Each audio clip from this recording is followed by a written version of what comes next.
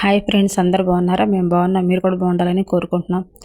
ఈరోజు కొలతలతో మీకు ఇడ్లీ ఎలా చేయాలో చూపిస్తానండి. అయితే దానికోసం ముందు మినపగుళ్ళు తీసుకున్నాను, 1 గ్లాసు, 2 గ్లాసులు ఇడ్లీ రవ్వ తీసుకున్నాను. అవి 2 కూడా బాగా నానిన తర్వాత మినపగుళ్ళు మాత్రం 4 గంటలు నానాలి. తర్వాత మిక్సీ పట్టేసుకోవాలి.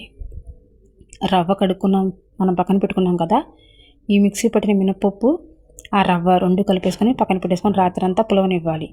అది పులివిన తర్వాత చూడండి ఎంత స్పాంజీగా చాలా బాగా పొంగింది.